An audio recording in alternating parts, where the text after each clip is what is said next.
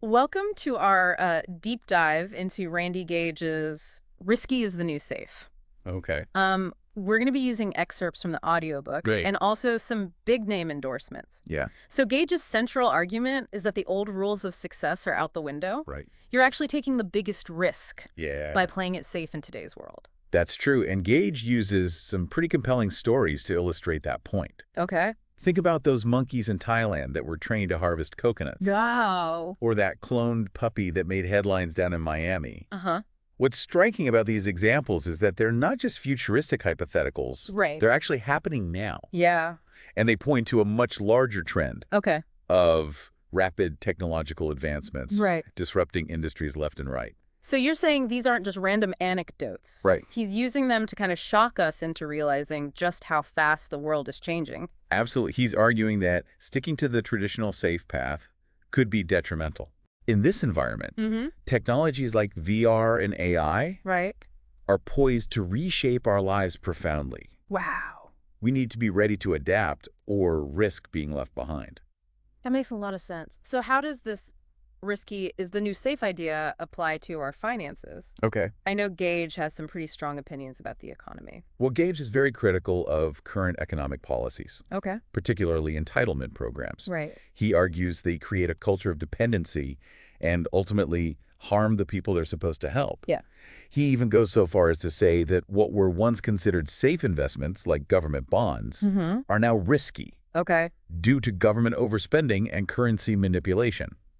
That's a pretty bold statement. Yeah. What does he suggest people do instead to protect themselves from all of this Yeah. economic uncertainty? Gage's mantra is diversify, diversify, diversify. I like it. He advocates for investing in assets like precious metals Right. and real estate, Okay. which he believes are less susceptible to government interference. Mm-hmm. He also believes in building multiple income streams. Yeah. One of my favorite lines from the book is, Yeah.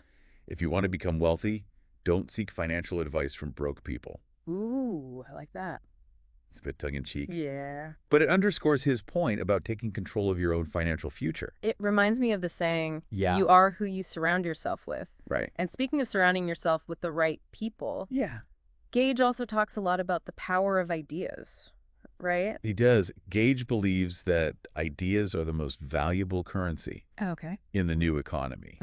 And he's very critical of traditional education systems. Interesting. He feels they're failing to equip people Mm-hmm. with the skills needed to thrive in this environment. Okay. He argues that education often focuses too heavily on rote memorization Right. and not enough on critical thinking, curiosity, and a contrarian mindset. So instead of blindly accepting what we're told, we should be questioning everything and looking for new solutions. Exactly. He believes that questioning the status quo is crucial for success in a world that's constantly being disrupted. Yeah. And this ties into his perspective Okay. on the new rules of business. All right. Gage believed traditional marketing and branding are dead in the age of information overload. That's interesting. What does he suggest businesses do instead to stand out and connect with customers? Gage believes social media and mobile technology have fundamentally changed Okay. how businesses connect with their customers. It's no longer about blasting out sales pitches, Right. but about authenticity and genuine engagement. Okay. He uses Gary Vaynerchuk's success with Wine Library TV Yeah. as an example of how a business can connect with its target audience Right. in a genuine way through social media. So it's about building a community, Exactly. not just making a sale. He advocates for creating content Yeah. that resonates with your audience and spreads organically through social media. It sounds like he's advocating for a more human-centered approach to business. He is, and he takes it a step further Okay. by predicting the decline of traditional retail Wow. in favor of network marketing and e-commerce. Oh, wow. I haven't thought about it that way. Yeah. What does he see as the advantage of those models? Gage argues that network marketing allows for a more personalized and authentic experience Right. because people buy from people they know and trust. Uh-huh. And e-commerce, as we see with giants like Amazon, Right. offers incredible convenience and selection. So he's essentially saying the future of business is online. Yeah. And it's about building relationships and trust. That's one of his key points. And this focus on building authentic relationships ties back to his interesting and somewhat controversial take on the role of ego in success. The ego, yes. Most self-help gurus advise taming the ego. Right. But Gage argues that a strong ego is actually essential for success. That's pretty counterintuitive. Can you elaborate on that? Sure. Gage makes a distinction between a healthy ego, which is driven by passion and a desire to make a positive impact, and an unhealthy ego, which is characterized by a need for control and validation from others. So it's about channeling your ego in a positive direction. Precisely. Not suppressing it altogether. He believes successful people harness their ego by aligning their conscious and subconscious minds, using techniques like positive programming, goal setting, and self-discipline. So you're saying it's about having a strong sense of self-worth and using that to fuel your actions. That's right. And he draws inspiration from the work of Napoleon Hill, who found that a well-developed and controlled ego was a common trait among the successful people he studied. Interesting. It sounds like Gage is advocating for a different approach to success. Right. One that's more aligned with authenticity, purpose. Yes. And a healthy sense of self. You've hit the nail on the head. And this concept of a healthy ego actually feeds into what may be Gage's most controversial idea. Selfishness is the new altruism. Wow. It sounds counterintuitive, but it's rooted in the philosophy of Ayn Rand. I'm intrigued. Can you explain how selfishness can be seen as a form of altruism? Gage doesn't advocate for being inconsiderate or greedy. Right. He's talking about enlightened selfishness, which is about prioritizing your own growth and happiness, not at the expense of others, but as a way to contribute more meaningfully to the world. It's like the oxygen mask on an airplane, right? You have to put on your own mask before you can help anyone else. It's about recognizing that you can't effectively give to others if you're depleted yourself. And this ties back to Gage's emphasis on finding a higher purpose and pursuing it with passion. He argues that when you're aligned with your true self, success becomes a natural byproduct. It's not about chasing success. It's about pursuing significance. That's a powerful concept. It is. So how does Gage suggest achieving this level of self-awareness and purpose?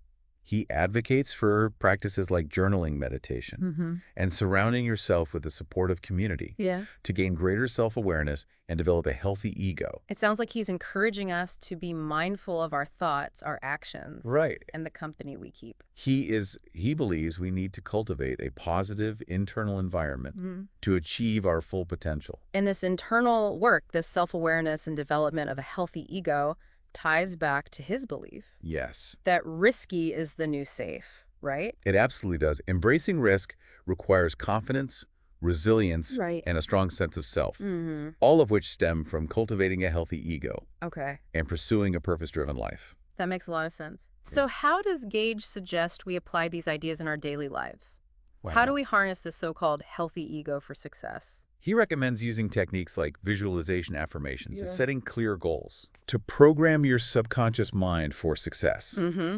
He also emphasizes the importance of taking consistent action toward your goals, even when you don't feel like it. So it sounds like he's advocating for a blend of mindset work and tangible action. Exactly. And this brings us back to the idea of incremental progress. Gage believes that taking small steps towards your goals, even if they seem insignificant at the time, can create a powerful momentum that will pull you towards success. So it's about those small, consistent steps that ultimately lead to big results. That's right. And speaking of consistency, I know Gage talks a lot about the importance of self-discipline. He does. Can you elaborate on that a bit more? Yeah, Gage believes that self-discipline, the ability to control impulses, and stay focused on your goals, is a cornerstone of achieving anything worthwhile. It's about delaying gratification and making sacrifices in the short term to achieve long-term success. So it's about having the mental toughness to stay the course even when things get difficult. Yes, and it's also about having the right support system. Gage emphasizes that surrounding yourself with people who believe in you and support your goals can make a huge difference. That makes sense. It's easy to lose motivation when you're surrounded by negativity. Exactly. And this is where Gage's ideas about the ego get even more interesting. Okay. He argues that a healthy ego can be a powerful force Oh. for attracting wealth and abundance. Hold on. He's saying that having a healthy ego can actually help you become more prosperous. That's his argument. He believes that when you combine a strong sense of self-worth with focused action, you create an energy that attracts opportunities and resources. So it's like a self-fulfilling prophecy. Precisely. If you believe you're worthy of abundance, Yeah. you're more likely to attract it. But Gage emphasizes that manifesting prosperity isn't about passively wishing for things to happen. It's about taking concrete steps toward your goals and believing in your ability to achieve them. He argues that your current reality is a reflection of your subconscious beliefs. So if you want to change your external circumstances, you need to first change your internal beliefs. That's right. About what's possible. He suggests techniques like journaling, meditation, and affirmations to reprogram your subconscious mind for success. Interesting. He also highlights the importance of being mindful of the people and environments you surround yourself with, emphasizing the need to cultivate a positive and supportive ecosystem. It's like the saying, you are the average of the 5 people you spend the most time with. Exactly. But remember, even with a healthy ego, it's crucial to maintain balance. Okay. Gage believes that a well-balanced ego is key to navigating the ups and downs of life without getting thrown off course. Right. It's about being grounded in your values and purpose so you can handle both success and failure with grace. So how do you develop that kind of balance? Well, how do you handle praise and criticism without letting it affect your sense of self? Gage believes in developing a strong sense of self-worth. Okay. That's not dependent on external validation. When you know your own value, you're less likely to be swayed by the opinions of others. Right. He emphasizes the importance of defining yourself based on your own values and beliefs, not on what others think. It sounds like he's saying we shouldn't be seeking approval from others, but rather living in accordance with our own internal compass. Exactly. And this ties back into his emphasis on contrarian thinking. He argues that in a world of rapid change, questioning conventional wisdom and thinking differently is crucial for success. Okay. He uses examples of innovators like Steve Jobs and Richard Branson, who achieved incredible success by challenging the status quo. So it's not about blindly following the crowd, but about thinking critically. Exactly. And forging your own path. He encourages you to be skeptical of authority figures, experts, and even your own deeply held beliefs, urging you to form your own conclusions based on critical thinking and independent research. So do your own research. Right. Don't just take somebody else's word for it. Exactly. And this questioning mindset is essential when it comes to one of his central themes, programming your mind for success. Right. I know Gage talks a lot about the power of the mind and the importance of our thoughts and beliefs. Yeah. Can you elaborate on that? He believes your thoughts create your reality. Okay. If you want to achieve success, you need to consciously choose positive, empowering thoughts and beliefs. Okay.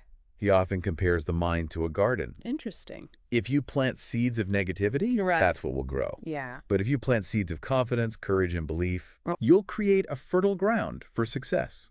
That's a powerful analogy. It is. So how do we actually cultivate that kind of positive mindset? Gage suggests techniques like visualization affirmations and gratitude practices. Right. He also emphasizes the importance of being mindful of the information you consume and the people you surround yourself with. So it's about being the gatekeeper of your own mind, carefully curating the thoughts information, and relationships that shape your reality. That's a great way to put it.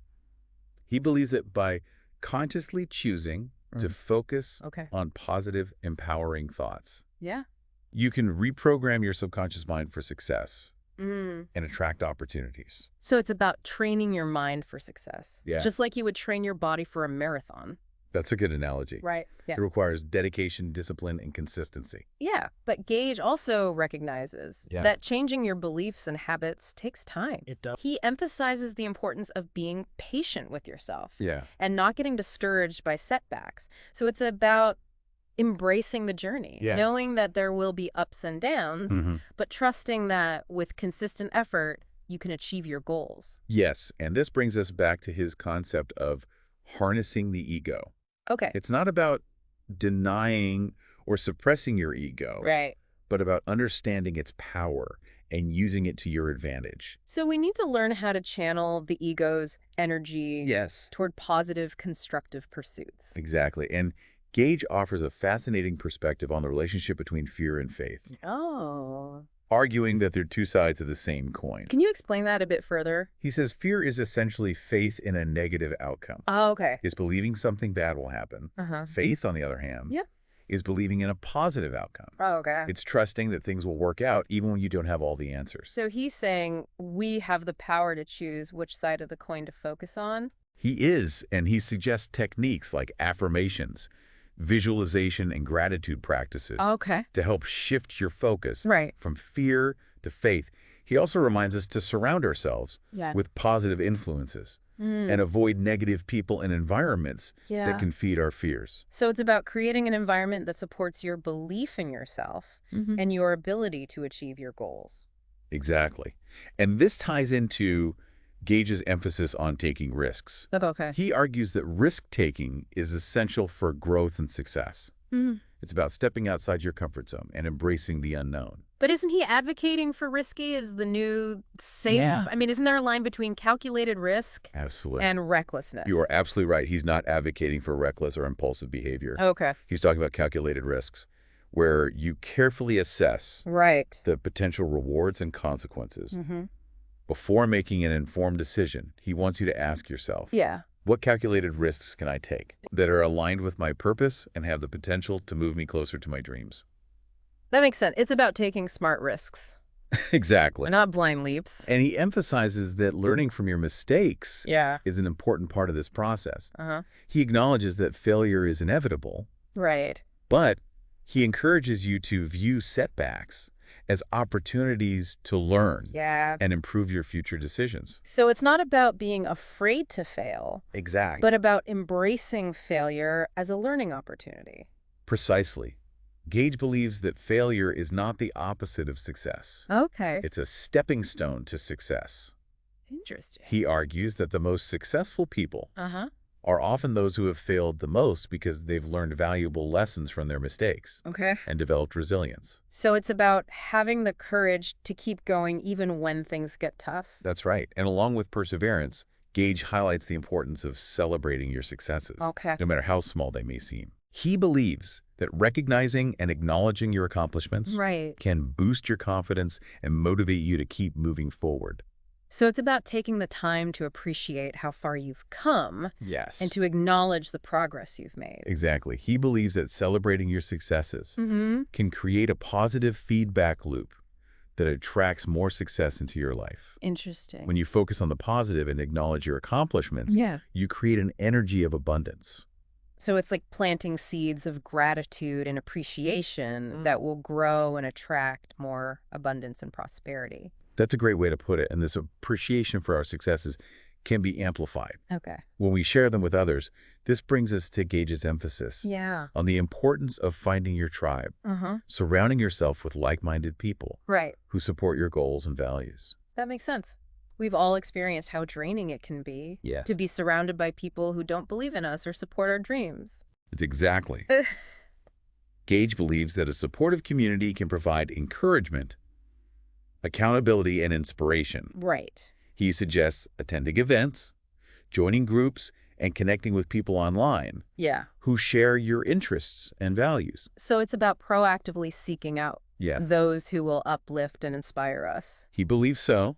And he argues that your tribe can help you stay motivated and on track when you're feeling discouraged or doubtful. They provide a sense of belonging and remind you why you're pursuing your goals in the first place. It sounds like he's saying we don't have to go it alone. We can achieve more when we have a supportive community cheering us on. That's a key takeaway. And this spirit of community extends beyond our immediate circle to giving back to the larger community.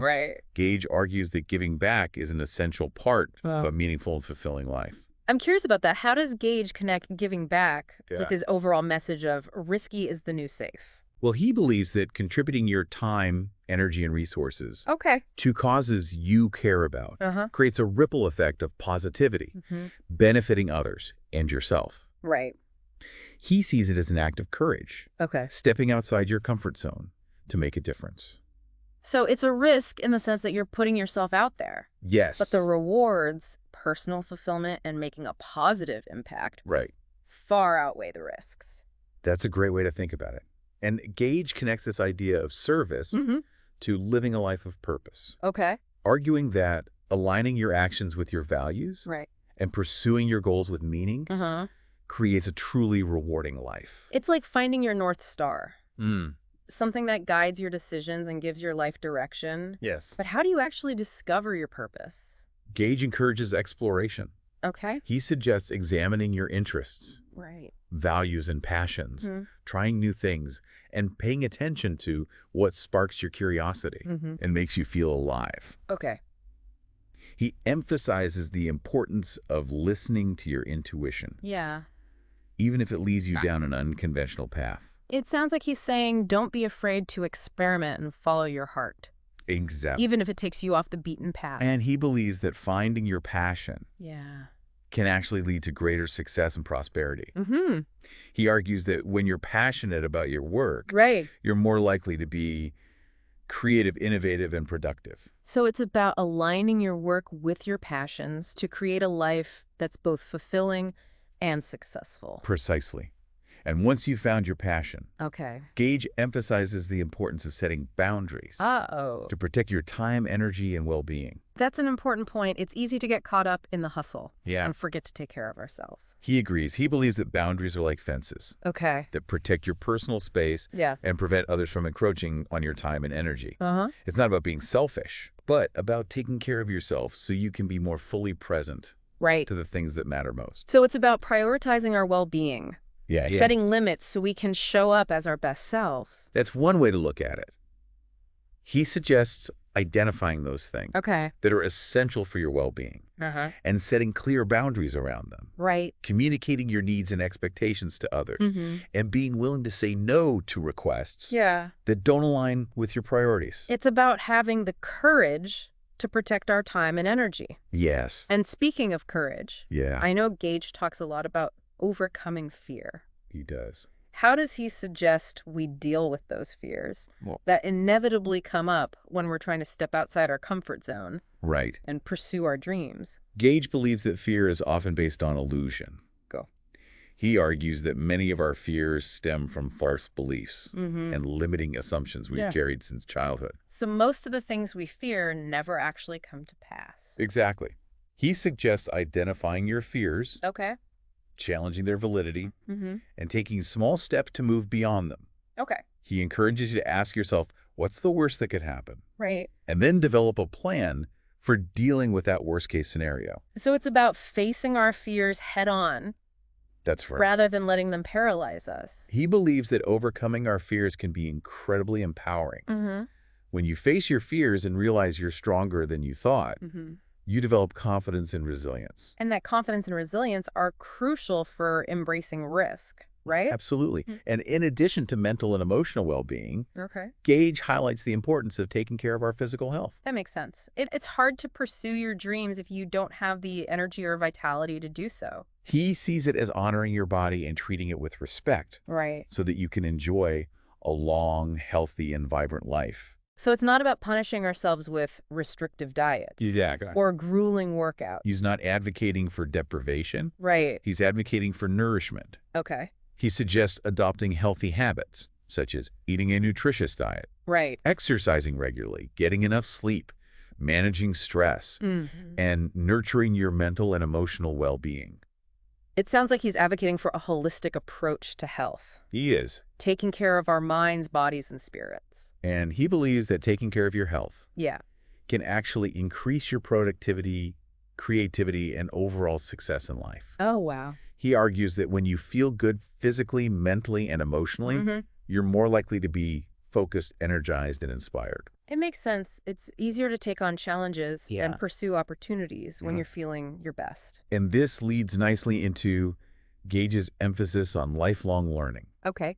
He argues that continuous learning is essential for personal growth and professional success in today's rapidly changing world. So it's about staying curious, challenging ourselves and adapting to new technologies and trends. Exactly. He believes that learning keeps you young, vibrant, and engaged in life.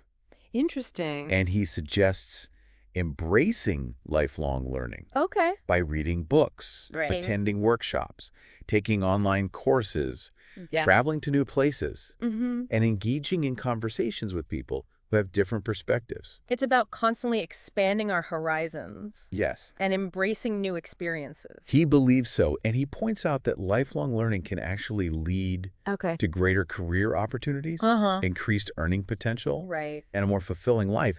It's about investing in your growth and development. So it's not just about learning for the sake of knowledge, but about acquiring skills and insights that can improve your life on multiple levels. Yes, and he emphasizes that lifelong learning doesn't have to be formal or expensive.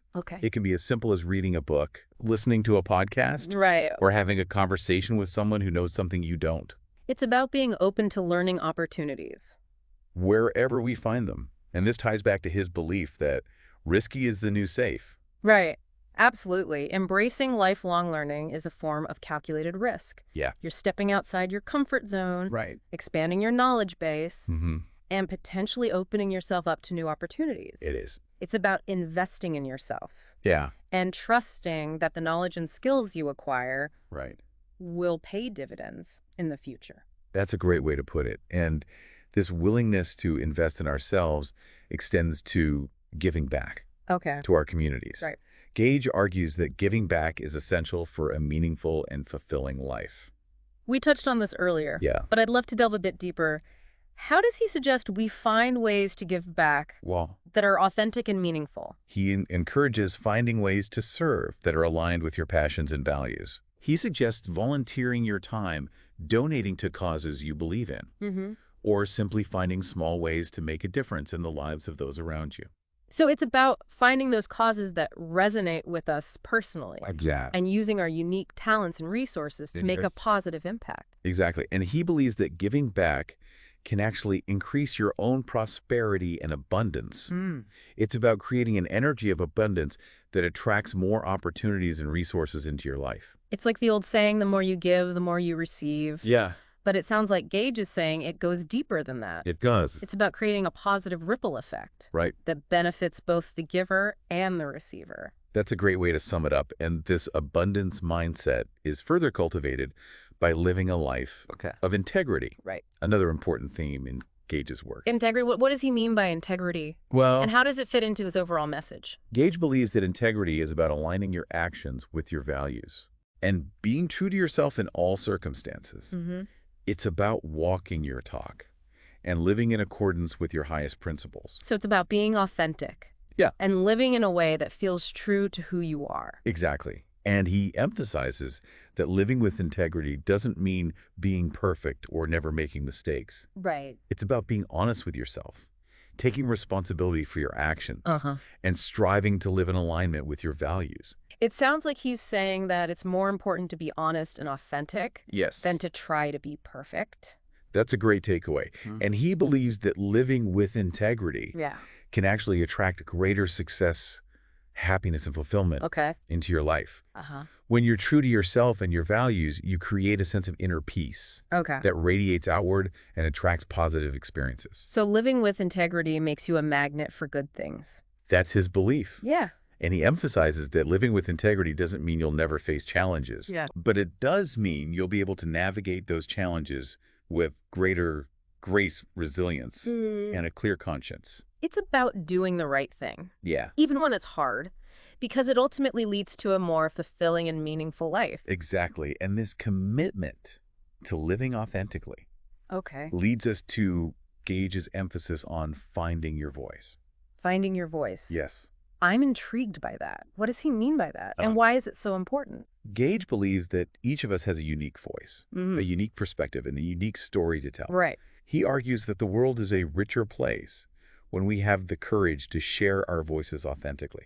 So it's about expressing ourselves creatively, sharing our gifts, and making a positive impact on the world. That's a great way to sum it up.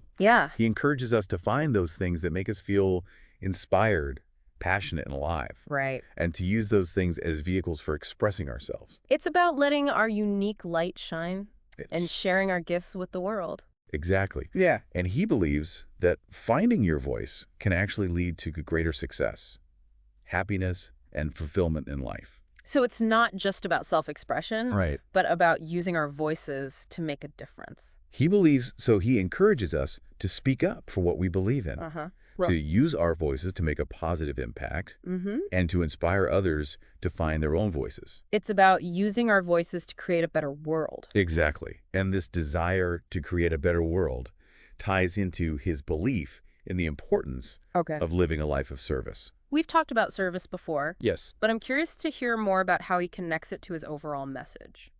Gage believes that when you focus on helping others and making a positive difference, you create a sense of purpose and meaning that transcends your own needs and desires. So it's about shifting our focus from ourselves to something bigger than ourselves. He believes, so he argues that living a life of service is not about sacrificing your own happiness. It's about recognizing that we're all interconnected. Right. And that by helping others, we ultimately help ourselves. It's like the saying, what goes around comes around, or you reap what you sow. Exactly. And he suggests finding ways to serve that are aligned with your passions and values.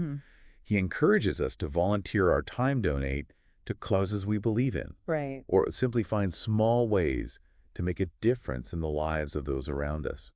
So it's about finding those causes that resonate with us personally. Exactly. And using our unique talents and resources to make a positive impact. Precisely. And he believes that living a life of service can actually increase your own happiness, prosperity, and abundance. Wow.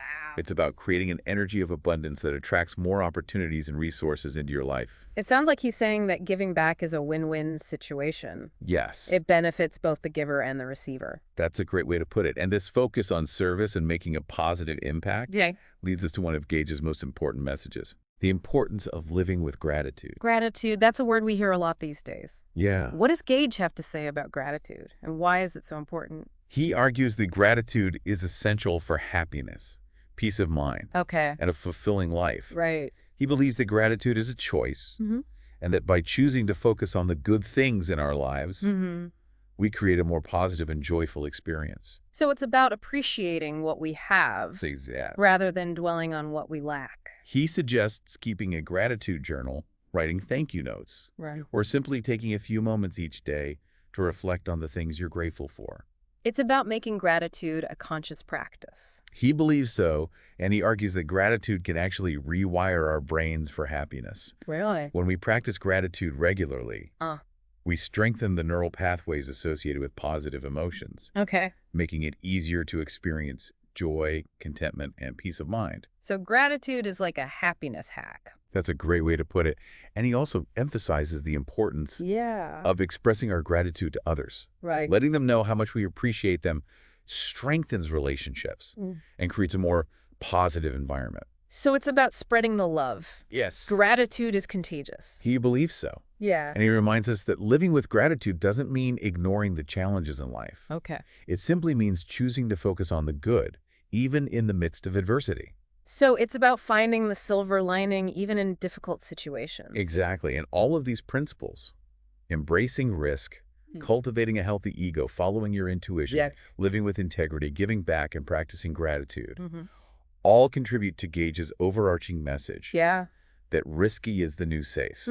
He's challenging us to rethink traditional notions of success and security and to embrace a more courageous and adventurous approach to life. So instead of playing it safe and clinging to the status quo, he's encouraging us to step outside of our comfort zone and embrace the unknown.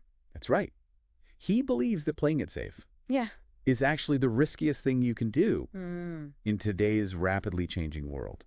It sounds like he's saying that the world is changing faster than ever before. And those who cling to the old ways of doing things are going to be left behind. Exactly. He encourages us to view risk as an opportunity for growth, expansion, and adventure. So the greatest rewards often lie on the other side of fear. That's a powerful way to put it. Wow. And he also emphasizes the importance of being prepared for the unexpected. He encourages us to develop resilience, adaptability, and resourcefulness so we can navigate life's inevitable challenges and setbacks. It's about having the mental and emotional toughness to weather any storm that comes our way. Exactly. And it's about embracing the journey. Yeah. With all its twists and turns, knowing that it's ultimately leading us to where we need to be. So it's about trusting the process, celebrating the wins, and having the courage to keep moving forward even when things get tough. That's a great way to summarize it. And this leads us to a final thought-provoking question. Okay. If playing it safe is the riskiest thing you can do, what calculated risk will you take today to move closer to your goals? That's a powerful question to ponder. It really makes you think about where you might be playing it too safe.